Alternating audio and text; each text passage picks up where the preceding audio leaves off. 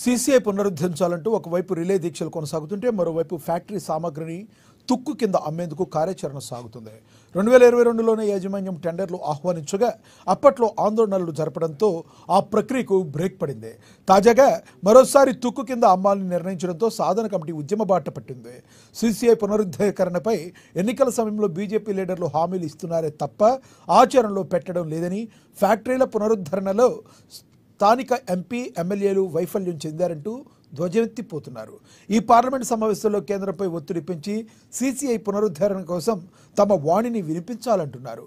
లేదంటే భవిష్యత్తులో బీజేపీకి గడ్డు పరిస్థితులు ఎదురవడం ఖాయమంటూ హితవు పలుకుతున్నారు.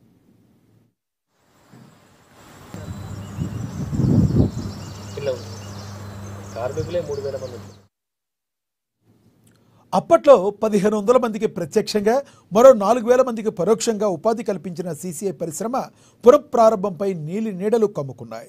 కేంద్రం తాజా నిర్ణయంతో సీసీఐ కథ ఇక ముగిసినట్లేనని స్పష్టమవుతుంది. ఫ్యాక్టరీ నిర్వహణకు అవసరమైన అన్ని వనరులు అందుబాటులో ఉన్నప్పటికీ కేంద్ర ప్రభుత్వం నిర్లక్ష్యంగా వ్యవహరించడంపై ఈ ప్రాంతవాసుల నుంచి విమర్శలు వెల్లువెత్తుతున్నాయి. సిమెంట్ ఉత్పత్తికి ప్రధాన వనరైన సున్నపురాయి నిల్వలు మరో 30 ఏళ్లకు సరిపడా ఉండగా ఎందుకు స్పందించడం లేదంటూ ప్రశ్నలు లేవనెత్తుతున్నారు. అలాగే 750 ఎకరాల సొంత భూమితో పాటు మరో 2000 ఎకరాల మెరీ లీజు భూములున్నాయని, 120 ఎకరాల్లో పరిశ్రమ విస్తరించి ఉందని చెబుతున్నారు. ఉద్యోగుల భవన సముదాయం సైతం అందుబాటులో ఉందని, ఉత్తర దక్షిణ భారతానికి సిమెంట్ రవాణా చేసేందుకు అనుకూలంగా రైలు, రోడ్డు మార్గాలు ఉన్నాయంటున్నారు. ఇలా అన్ని వనరులు అందుబాటులో ఉన్న ఫ్యాక్టరీని పునరుద్ధరించడంలో ఎందుకు అలసత్వం ప్రదర్శిస్తున్నారంటూ కార్మిక సంఘాలు నిలదీస్తున్నాయి. రాజకీయ పార్టీలు సైతం ఎన్నికల సమయంలోనే ఇదే హామీలతో ఓట్లు దండుకుంటున్నారని ఆరోపించారు.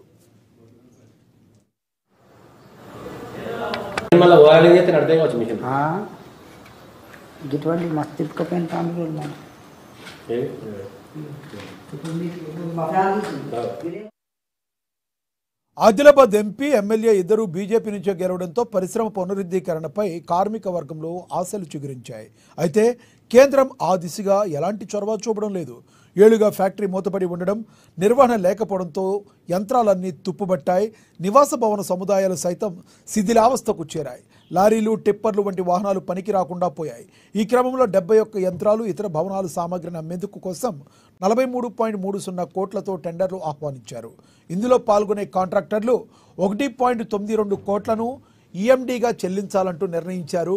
మరోవైపు ఫ్యాక్టరీని పునరుద్ధరించి ఆదిలాబాద్ అభివృద్ధికి దోహదపడాలని, ఇప్పటికే పరిశ్రమలు లేక నిరుద్యోగం పెరిగిపోతుందని కార్మిక సంఘ నాయకులు పేర్కొంటున్నారు.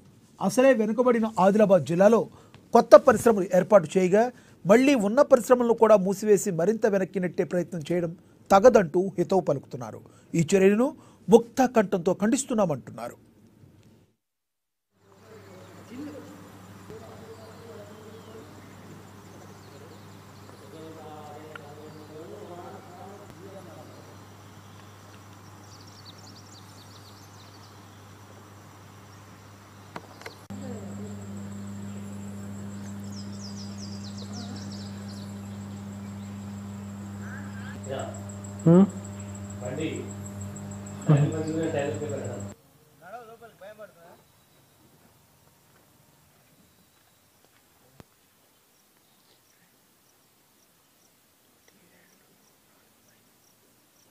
గాలి టైర్ల గాలి తీసలేదు. అండ్ పాయల్ శంకర్ ఇద్దరు ప్లాన్ చేసేది తీసుకున్నాం.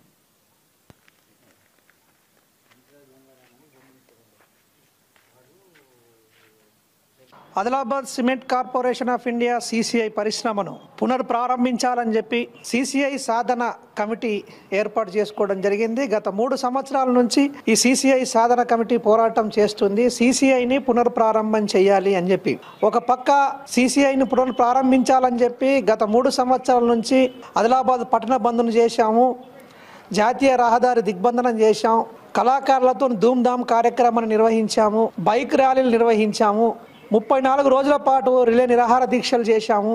మళ్ళీ దఫా ఇప్పుడు కూడా ఈ నెల 19వ తారీఖు నుంచి ఏప్రిల్ 4వ తారీఖు వరకు జిల్లా కలెక్టర్ కార్యాలయం ముందు రిలే నిరాహార దీక్షలు జరుగుతూ ఉన్నాయి. ఈ రకంగా జిల్లా ప్రజలందరూ కూడా పెద్ద ఎత్తున ఈ పోరాటానికి సాంఘీభావం ప్రకటిస్తూ ఉన్నారు. సిసిఐని పునర్ప్రారంభించాలని చెప్పి ఏకైక డిమాండ్తో ఈ పోరాటం కొనసాగుతుంది. అయితే కేంద్ర ప్రభుత్వము ఇక్కడ నుంచి ఎన్నికైనటువంటి ఎంపీ ఎమ్మెల్యేలు కానీ బీజేపీకి సంబంధించినటువంటి వాళ్ళు ఈ పోరాటాన్ని కేవలం రాజకీయ పార్టీల కోణంలో చూస్తూ పరిశ్రమను ప్రారంభించాలనేటువంటి చిత్తశుద్ధిని పక్కన పెడతా ఉన్నారు. ఇది రాజకీయాలకు అతీతంగా జరుగుతున్నటువంటి పోరాటము, ఇది ప్రజల ఎజెండా అన్న సంగతిని బీజేపీ ప్రభుత్వము ఎంపీ ఎమ్మెల్యే గారు గుర్తించాలని చెప్పి మేము విజ్ఞప్తి చేస్తూ ఉన్నాం.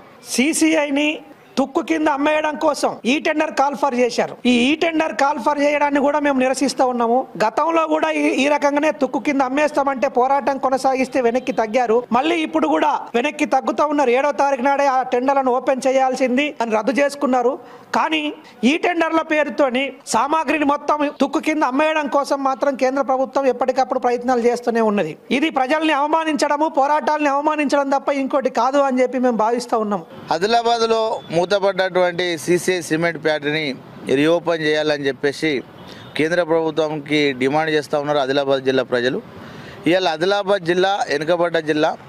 ఈ ఆదిలాబాద్ జిల్లా నుండి ఆదిలాబాద్ జిల్లా వెనుకబడ్డ జిల్లా అని చెప్పేసి ఆదిలాబాద్ జిల్లా ప్రజలందరూ ఆలోచించి ఇలా కేంద్రంలో ఏ ప్రభుత్వం ఉంటే ఆ ప్రభుత్వంకు సంబంధించినటువంటి ఎంపీ ఎమ్మెల్యేను గెలిపిస్తే మన వెనుకబడ్డ జిల్లా ఆదిలాబాద్ జిల్లాను అభివృద్ధి బాటలో నడిపిస్తారు. పార్లమెంట్లో అసెంబ్లీలో మాట్లాడి స్పెషల్గా బడ్జెట్ను మన ఆదిలాబాద్ జిల్లా అభివృద్ధి కోసం తీసుకొచ్చి ఆదిలాబాద్లో ఇలా బతుకుతో పోరాడుతున్నటువంటి యువతకు ఒక భరోసానిస్తారు, యువతకు ఒక ఉపాధి కల్పిస్తారన్న నమ్మకంతో అసెంబ్లీకి ఎమ్మెల్యేలను పంపడం జరిగింది, పార్లమెంటుకు ఎంపీని పంపడం జరిగింది. కాబట్టి ఇవాళ ఆదిలాబాద్లో మూతపడ్డటువంటి సిసిఐని ఈ కేంద్ర ప్రభుత్వం తుక్కు కింద అమ్మే ఆలోచన చేస్తుంది. కాబట్టి అది వెంటనే విరమించుకొని దాన్ని మళ్ళా పునర్ప్రారంభించడం కోసం ఆలోచించాల్సిన అవసరం ఉన్నది. ఈ విషయమై గత కొన్ని సంవత్సరాల నుంచి కేంద్ర ప్రభుత్వానికి తెలియజేసినప్పుడు కేంద్ర ప్రభుత్వం ఎంపీ ఎలక్షన్లో ప్రచారంలో భాగంగా 42 సంవత్సరాల తర్వాత ఆదిలాబాద్ జిల్లాకు ఒక దేశ ప్రధాని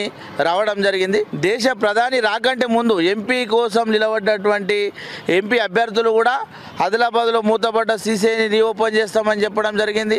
ఎమ్మెల్యేల ప్రచారంలో కూడా అప్పుడు కూడా సిసిఐని రీఓపెన్ చేయించడం కోసం మాట్లాడతామన్నారు. మెంబర్ కానీ అసెంబ్లీ మెంబర్ కూడా గెలవడం కూడా జరిగింది. కానీ ఈ బడ్జెట్ సమావేశాల్లో దానికి ప్రత్యేకంగా నిధులు కేటాయించకపోవడం శోచనీయం.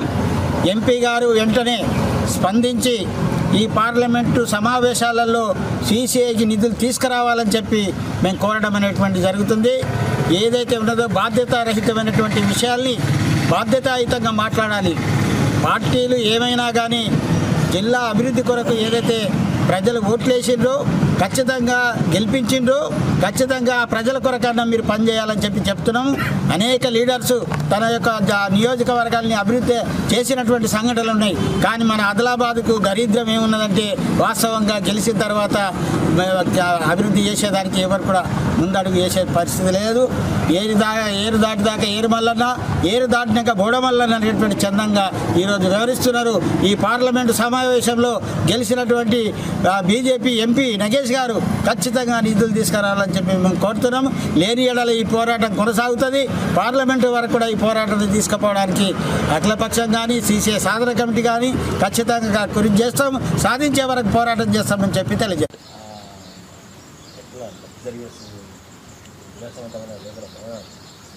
చంద్రబాబు వచ్చినప్పుడు ఆయన ఎక్కడ ఉండకపోతుంది వచ్చి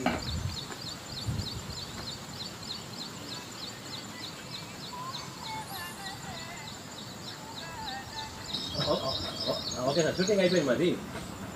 మరి మీరు వచ్చి ఏంటి సార్ గేట్ దగ్గరకు వస్తారా? మేము అంటారా